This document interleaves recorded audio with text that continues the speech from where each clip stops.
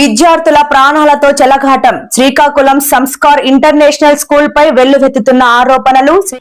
శ్రీకాకుళంలో విద్యను సంస్కరించాల్సింది పోయి వ్యాపారంగా మార్చేస్తూ విద్యార్థుల ప్రాణాలతో చెలగాటమాడుతోంది శ్రీకాకుళం హైవే సమీపంలోని సంస్కార్ ఇంటర్నేషనల్ స్కూల్.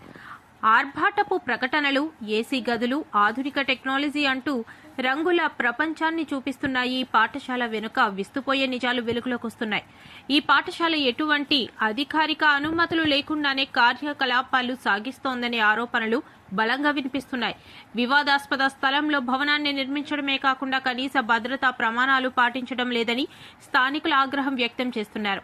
విద్యాబుద్ధులు నేర్పే చోట ప్రశాంతమైన వాతావరణం ఉండాలి, కానీ ఈ స్కూల్ ఏకంగా శ్మశానం పక్కనే నిర్మించడం విద్యార్థుల మానసిక స్థితిపై ప్రభావం చూపుతోందని తల్లిదండ్రులు ఆవేదన వ్యక్తం చేస్తున్నారు.